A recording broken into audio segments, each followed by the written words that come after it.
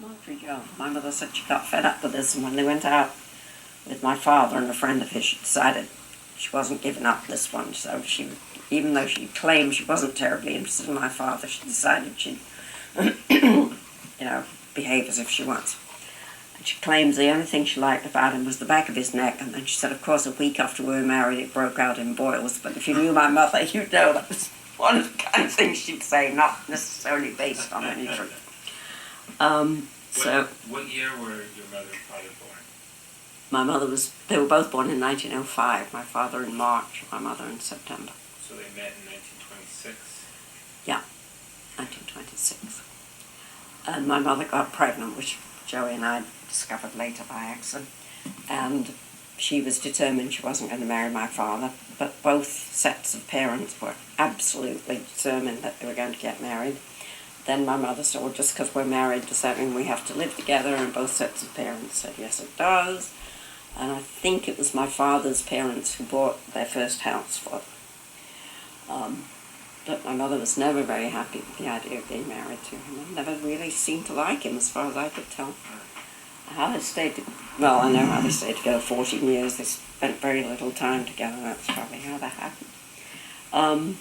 And how my father felt about her, I don't know. I'll never know, because he and I were not on the kind of terms where he would confide in me. I didn't know him well enough. But it's not a match made in heaven, let's put it that way. Now, they got divorced when you were 12, but were they together until you were 12? They lived together in the same house till I was 12.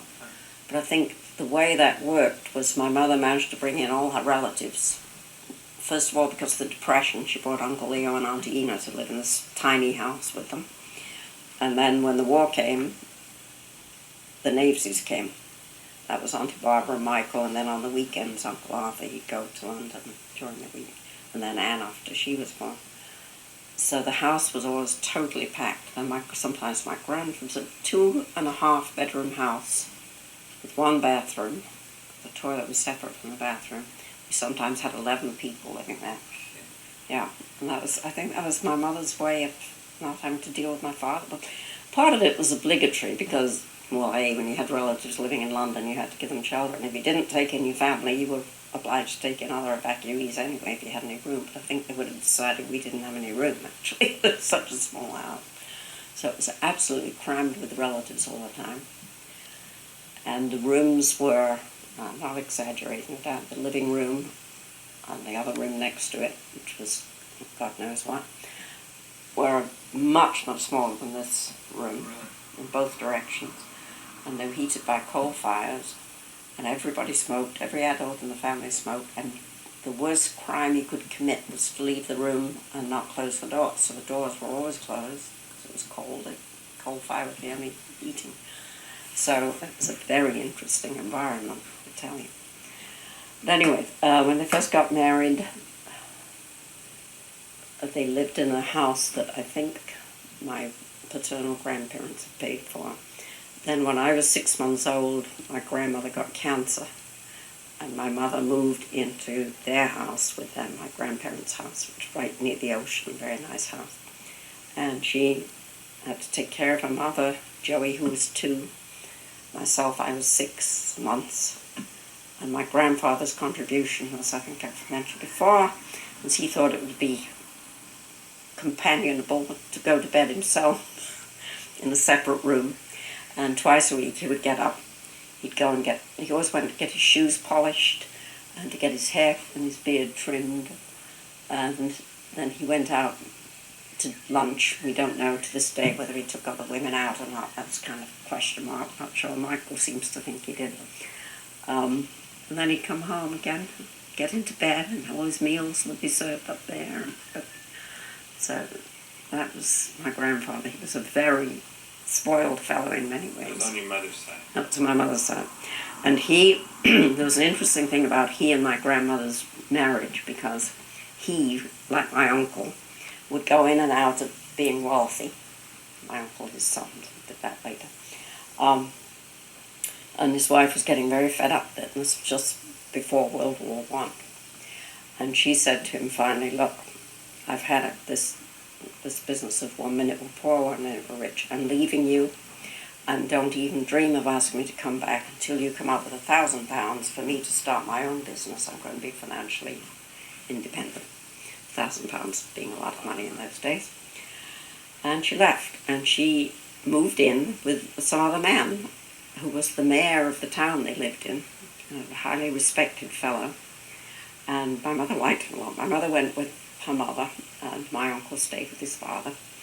And my mother said when World War I broke out, she can remember this man, this mayor, had to go into the army, and she can remember seeing his army coat hanging on the back of the door, and she remembers exactly what he did, and she was very fond of him. And he taught her to play a lot of card games. And when she had visitation with my grandfather, he'd play cards with her too, and then he'd say, "Who taught you that? Who taught you that?" He'd be all annoyed that this fellow was teaching him. So eventually, somewhat to my grandmother's dismay, he came up with his £1,000 and then some, and came and said, "Okay, here's the money, let's get back together." And she did. She went back to him. And they'd been back together a very, very short time. He came home one day and he threw a newspaper down on the table and said, "Well, that's something in that paper I think will interest you." Walked out of the room. My grandmother picked it up, and it was an announcement that this guy she'd lived with had been killed in World War I. So it was pretty dramatic. Pretty cruel. Yeah, and at some point, I don't know quite how this fit in time-wise, my mother was always being told to keep secrets, of course, because all this hanky-panky was going on. And apparently my grandfather knew something that he wouldn't have known if my mother hadn't let it slip or something. And my grandmother got very mad at my mother and told her off and said, "You know, daughter of mine," and really was horrible about it. And my mother decided to run away from home, set off. It must have been about, well, she was born in 19, about 9, maybe 10, something like that. And she ran off for a while and then got fed up and talked to a policeman. He brought her home. And her mother said, "Don't bring her here. I told her she's no daughter of mine." You know, just giving her a really hard time. And my mother, when she left and ran away from home, left a note saying, "I did not tell." It's really sad. And the mother gave her a really hard time when she came back. She did finally take her back. So that was their stormy relationship. What else do you remember about your father? Anything else? My father, I remember quite a lot about my father. I remember that he was hardly ever there because his job involved his driving all over in these buses and being gone a lot. And if he wasn't doing that, he'd be at the Lansdowne Hotel. He was his mother's favourite child. She absolutely worshipped the ground he walked on. He could do absolutely no wrong. Anne, who was my big source of information on these things. So, or maybe it wasn't her, it might have been her mother who told my mother that when he was 14, he was having a little fling with one of the maids in the hotel, and his mother found out, and he went in the bathroom or something, and she said, "I'll sit out here till you come out." She got a chair and sat outside the bathroom door. I was there for about 6 hours till he finally came out. She was that kind of woman. And another time, another story, which may or may not be apocryphal, was that he was fiddling around with one of the maids and he got his penis caught in her corset. And his mother had to come and help him. Whether to believe that one or not, I don't know. My mother told me that one, yeah, so you never know with her.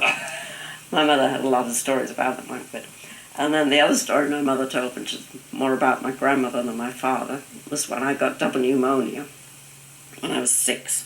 And this was before antibiotics.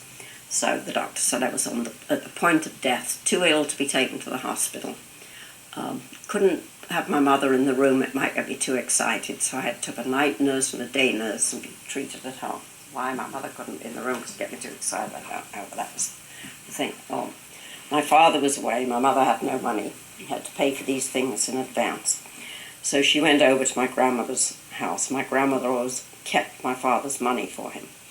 And my mother said, you know, I need some Frank's money because Pat's really ill and, you know, she has to have these nurses and stuff. And my grandmother said, "Oh, I can't give you Frank's money without Frank's permission." And my mother said, "Well, this is for Pat. You know, the doctor says she's going to die. What am I supposed to do?" She said, according to my mother, she said, "Well, one who's poor who has to do what the poor do." She was a fine woman, I'll tell you. And then she said, "Oh, could ask Dorothy." Dorothy was her rich daughter who married a wealthy man who had since died. That was Anne's father. So I don't know whether my mother asked Dorothy or finally got some of my father's money. It depends on who's telling the story, but I've heard both, but she did get it finally. But that's the way they were. What I remember of my father more than anything is one day, I never went out of the house with my father, ever. I can never remember, except on the occasions when we drove in these tourist buses to the Lake District and he would be driving. So that might have happened twice, perhaps, I don't know. But I don't remember ever going anywhere with him or seeing him outside, except one time I was walking home from school. And this was during the war when you couldn't get cars and stuff, but he had these old jalopies from the garage, and he pulled up alongside me in this funny old car. It had no floorboard in the front, I remember that, and he gave me a ride, and I sat there like nearly dying of excitement because I was with my father. I couldn't believe it. And he used to come and park the bus outside the house, and all the kids in the neighborhood would come and we'd play in the bus, and he'd let us do that. We could ring the bells, and they had bells to stop the bus or draw the drums, and that was a lot of fun. And after he died, there was a notice in the paper, and a girl who used to be in a family of 6 girls who lived across the street from us, was a friend of ours, saw it and called up my father's second wife and asked if that was the Frank Wood who used to live on Warwick Hill Road, and she said yeah. And she asked for Joey's, actually, Joey was dead by then, address. And she got mine, and she wrote me a letter saying, "I remember your father so well, and he was such a good-looking man, and he was so sweet and so kind." And, gosh, I remember he was good-looking, but I remember him being sweet and kind. But she said he was always nice to the children on the street and stuff.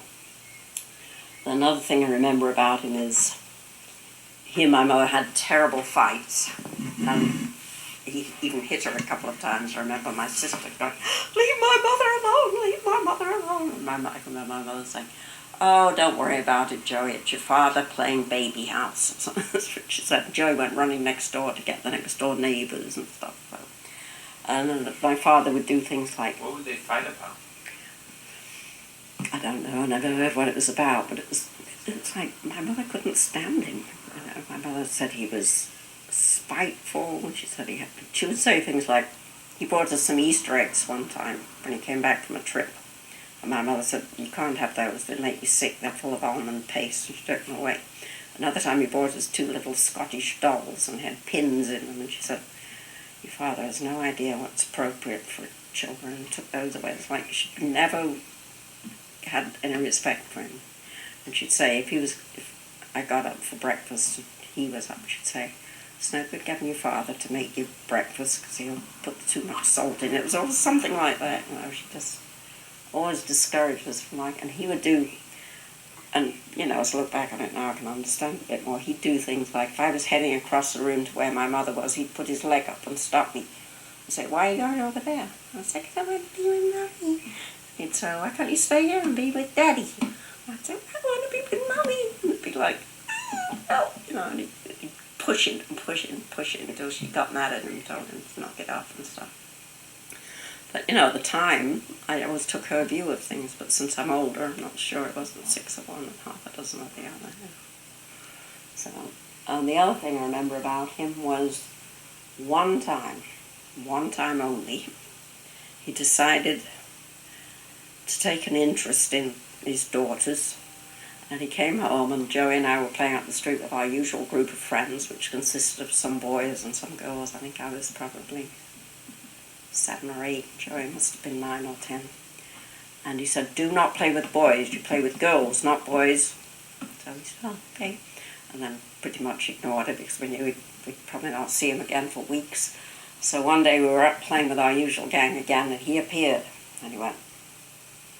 So we're calling out to the girls, "Good night, Beryl. Good night, Mary. Good night." And all the boys saying, "Good night, Pat and Joey." So we come home, and he said he was going to give us both a spanking. So Joey literally went down on her knees and said, "Please, Daddy, don't hit Pat. I'm used to it and she isn't. Please, please don't hit Pat." So he said, "All right, 1 for her and 3 for you." So, she would torture me herself, but she was very protective of anybody else. So that's another thing I remember about him. And then I remember when they decided to separate, he called Joey and myself downstairs and started telling us all kinds of awful stuff about my mother and saying, you want to stay with me, don't you? I can remember I didn't sit there say, no, I don't. But I knew very well I didn't. So I can't remember what Joey said, but I sort of said, yes. I thought, can't wait to get to my mother to tell her that wasn't true, So anyway, I don't know how that all happened. I remember my mother taking us to the promenade and telling us she was going to be moving out, but she was going to get us all a place to live, and we'd just be staying with my father temporarily and stuff. So Joey and I stayed in the house with him for a while. I can't remember how long that was. But one night, Joey stayed at a friend's house and my father didn't come home, so I woke up hysterical all alone in the house and went running down to where my mother was at the Cliffs Hotel and said, I'm all alone in the house. So your father kept the house, but He she kept the went house. to the hotel? She went and moved into the hotel where she worked by that time.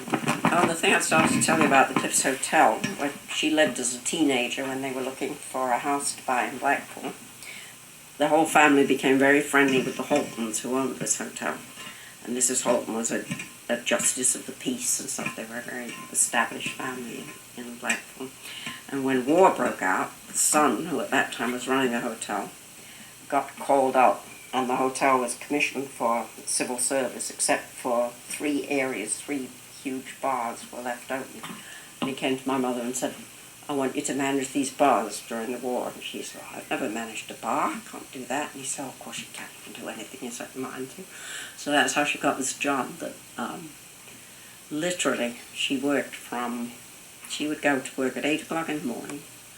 She'd get off at 2 and go back at 6 and get home at 12. And she did that 6.5 days a week all through the war.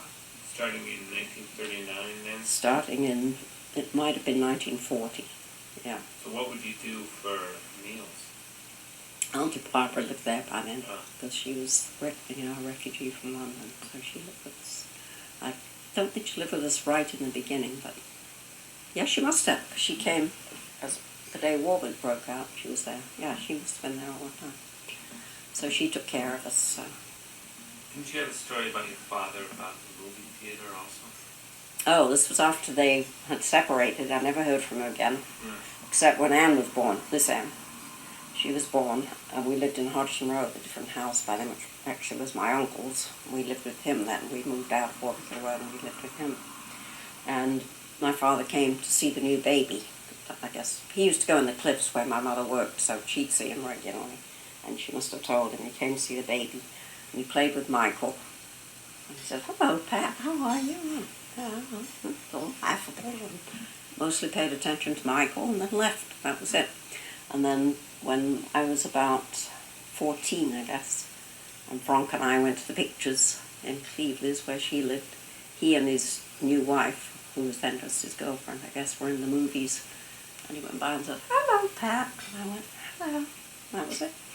That was the last time I saw him until I was, how old was I? How old? You were 10. 82, or no, So I was 42. Yeah, I was 42 when I saw him again. I never saw him again after that. So it had been 28 years. Mm-hmm.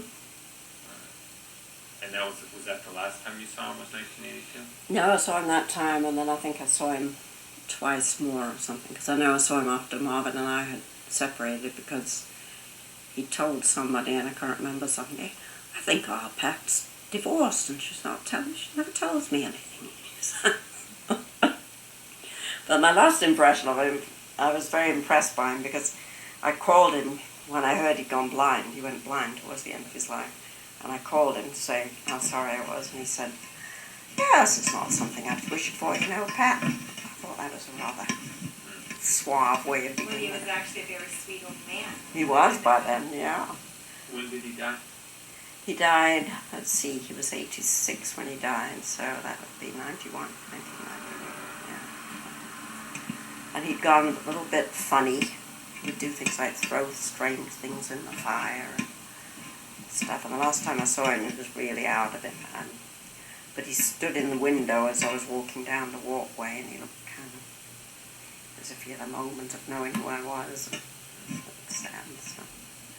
So I don't know, I don't know what's the truth about him. His second wife absolutely thought it was wonderful. Oh, she said he was the most generous, kind man. My mother always said he was the stingiest, meanest. She was sort of a Helen, right? Tell She was a lot like Helen. She was called Royetta, and her nickname was Gypsy Royetta something or other. She was a fortune teller and God knows what. She had not a single living relative in the world. She'd been an orphan since she was a kid. She had no siblings, no children, and my father was her whole life. And dogs, nasty little dogs, and they lived in a little cottage. They owned this place in Hambledon that was a national monument. It was over 200 years old, and they weren't allowed to alter it in any way. And they were very happy there. My father gardened and took care of his dogs and stuff. I remember asking one time, I can't remember when that was, if he'd ever thought of having more children. He said, "No, I've always liked the patter of little paws more than the patter of little feet." And then he never left you that cottage, did he? No, but I don't know whether maybe by that time they had built them. I always had a feeling they'd leave it to the Jack Russell Terrier Foundation, and that's probably what, I don't know what they would have done, I think. I don't know. And don't you have some stories about Gran as a bartender and a bar manager? Well, first, I want to go back to when she was a younger woman. So what do you know about her? You told some stories when she was a child. How about when she was, say, a teenager?